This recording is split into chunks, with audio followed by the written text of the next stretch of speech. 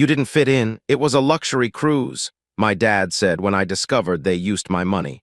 I canceled every payment right in front of them. Now they're begging. I never thought I'd be the one to cut my parents off. But sometimes the people who are supposed to love you the most are the ones who hurt you beyond repair.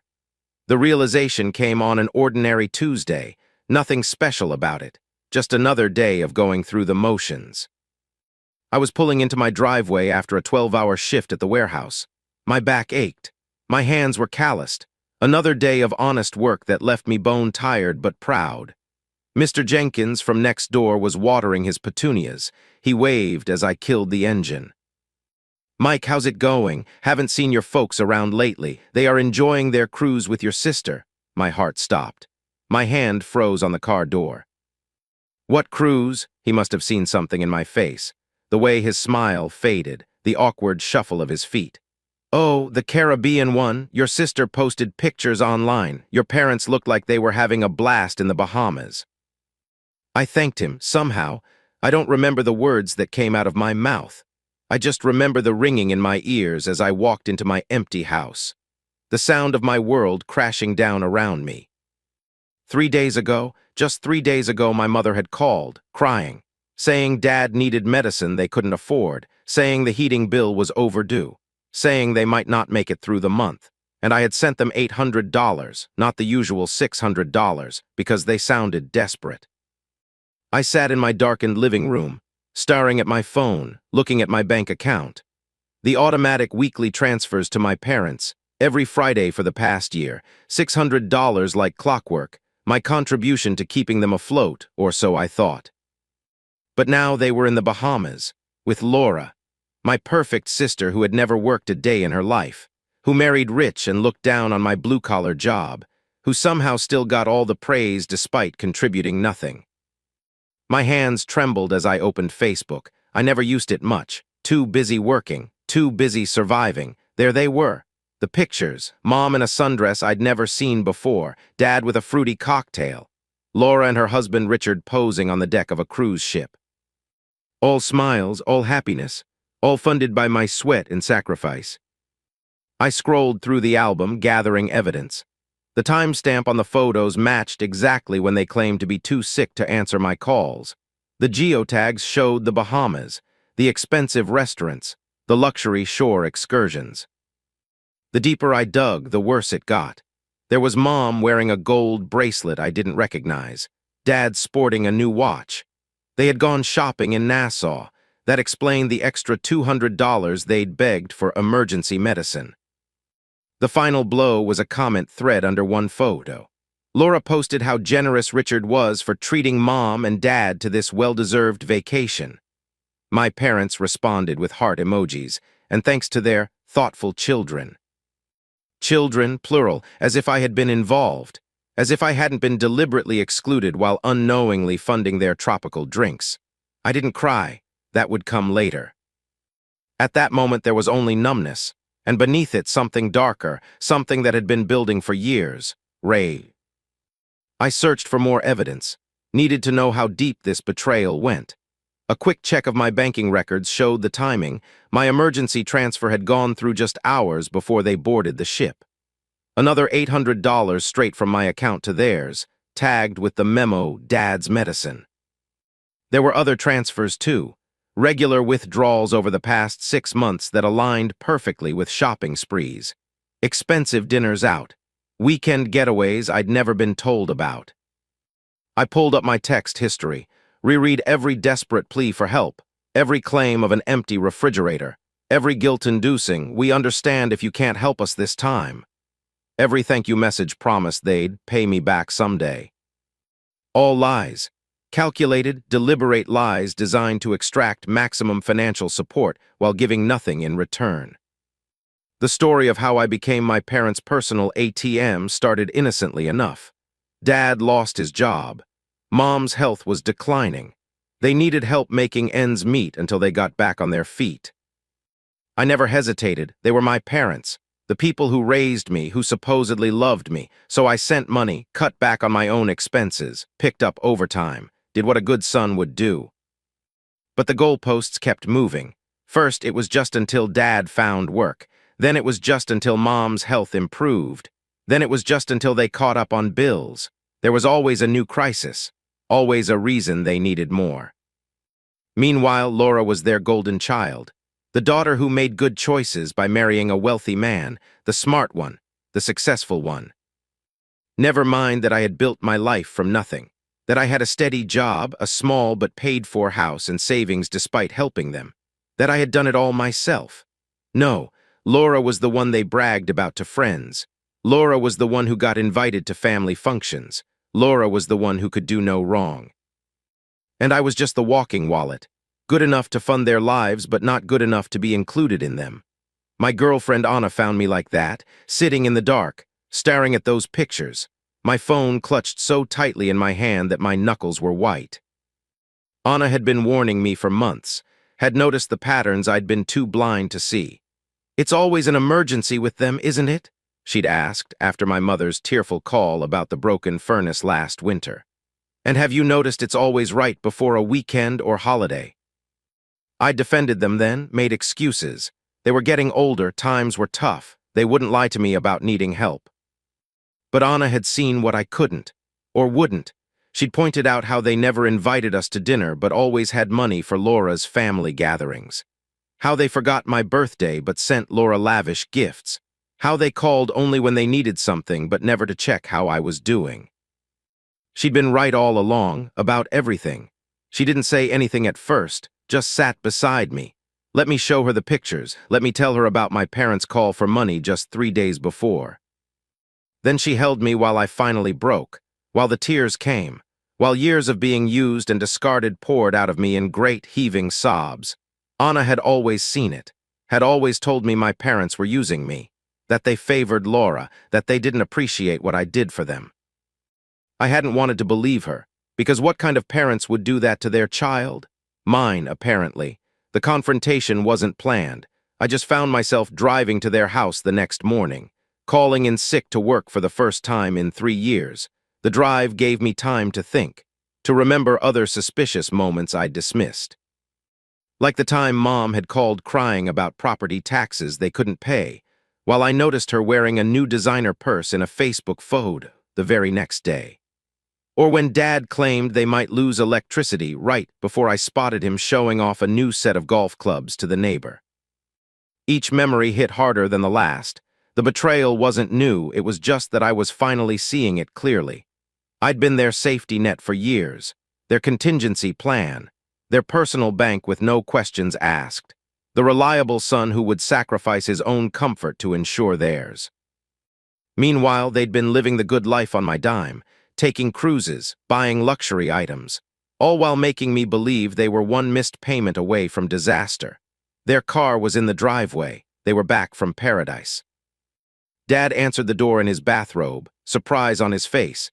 Then wariness, he knew. Somehow he knew that I knew. My mother appeared behind him, nervous smile, hands fluttering like trapped birds.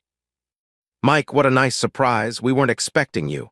I just stared at them, these strangers who shared my blood, who had lied to me, used me, made me believe they were struggling while they vacationed on my dime.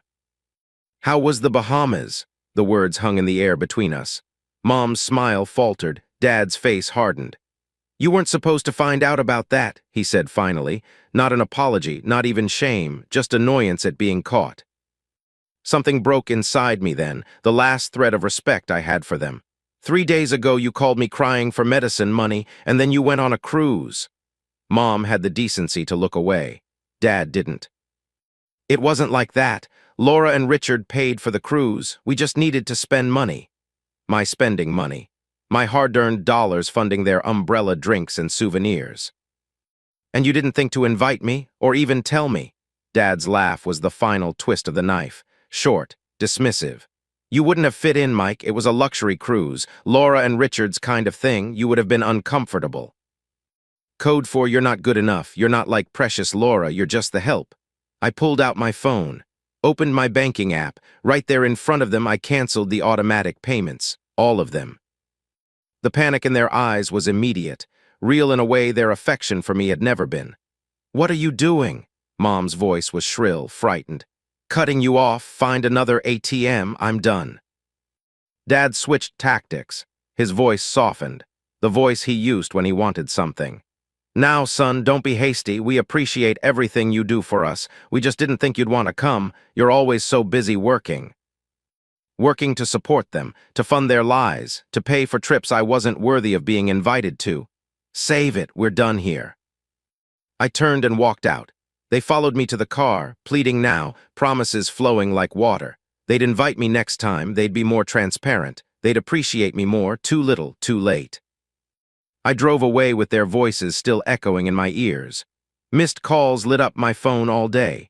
Texts flowed in. Apologies mixed with guilt trips, classic manipulation. I blocked their numbers.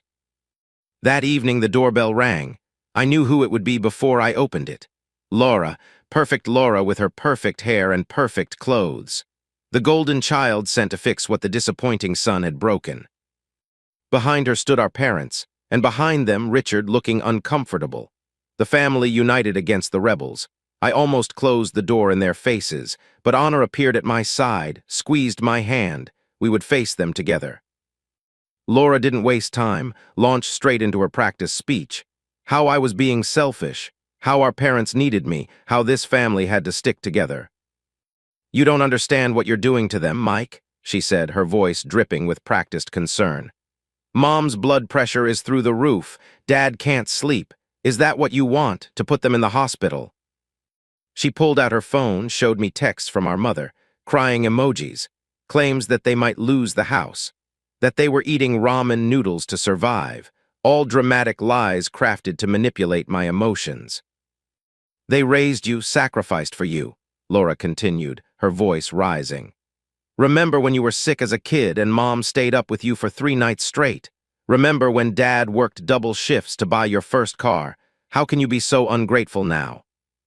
Rich coming from someone who had never contributed a dime to our parents' welfare, who had watched me struggle under the weight of supporting them while she lived in luxury. And what about me? She added, her final guilt card. I'm your sister, your blood. We're supposed to be there for each other, and you're tearing this family apart.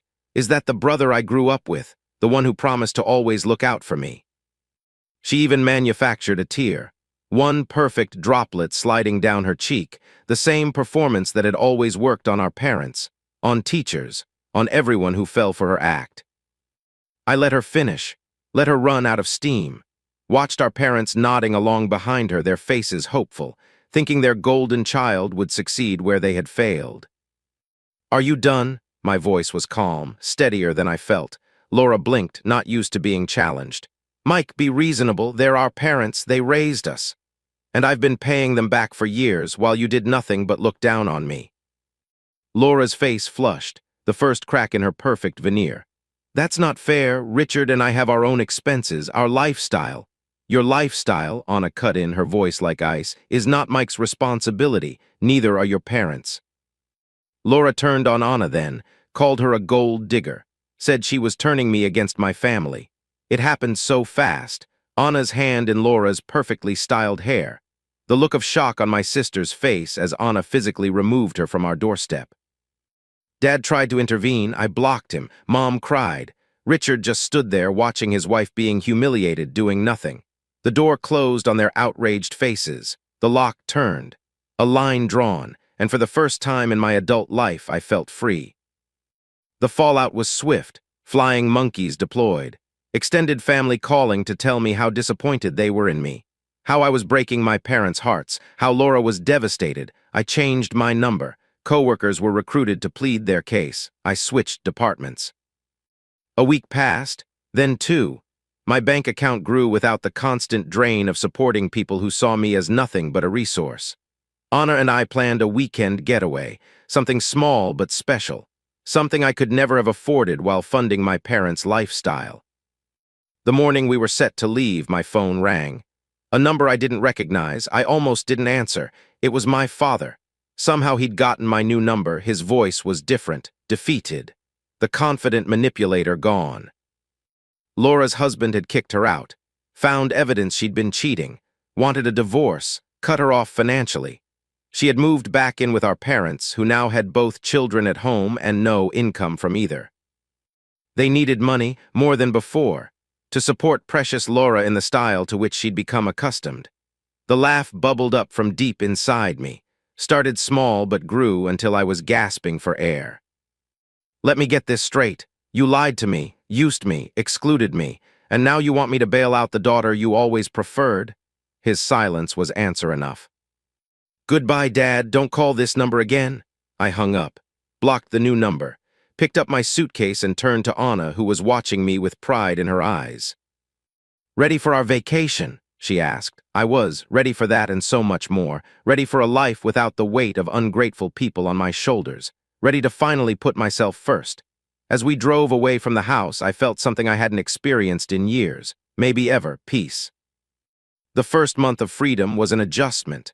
I'd wake up in the middle of the night, panicked that I'd forgotten to send money.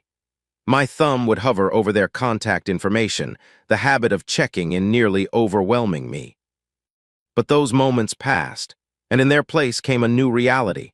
I started saving for my future instead of funding their lies, opened a retirement account, planned for vacations that I would actually get to enjoy, made decisions based on what I wanted, not what crisis they'd manufactured that week. There were still moments of doubt, times when ingrained guilt would resurface.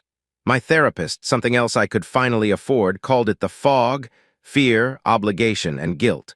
The tools my family had used to control me for so long. Working through that fog was hard. There were days I questioned everything. Was I the monster they claimed, the ungrateful son, the selfish brother? But those days grew fewer, and the evidence of how they'd used me remained undeniable. That was 6 months ago. I've heard through the grapevine that Laura is working retail now, that my parents had to downsize, that they tell anyone who will listen how their ungrateful son abandoned them. Let them talk, the people who matter know the truth. Anna and I are engaged now, planning a small wedding, just us and the people who genuinely care about us. My parents won't be invited, neither will Laura. Some might call it petty, I call it self-preservation. You can only be burned so many times before you learn to stay away from the fire. To anyone who's being used by the people who should love them most, it's okay to walk away. It's okay to prioritize yourself. It's okay to stop setting yourself on fire to keep others warm. Family isn't just about blood, it's about respect, appreciation, reciprocity. I found my real family, the one I chose, the one that chooses me back every day. Here's what I've learned through all of this. Love without respect isn't love at all, it's manipulation. Financial abuse doesn't just happen in romantic relationships, it happens in families too. The people most skilled at pushing your guilt buttons are often the ones who installed them in the first place. I've learned that boundaries aren't selfish, they're necessary. That helping others shouldn't come at the expense of helping yourself. That genuine love builds you up rather than draining you dry. Most importantly, I've learned that walking away doesn't mean you failed. Sometimes it means you finally succeeded in valuing yourself enough to demand better. It took me years to understand that I wasn't responsible for adults who refused to take responsibility for themselves. That their poor planning and constant crises weren't emergencies I had to solve. That being a good son didn't mean being a good doormat. If you're caught in this cycle, know that breaking free is possible. The guilt will fade, the manipulation will lose its power, and on the other side of that difficult boundary is a life that's actually yours to live. And I've never been happier.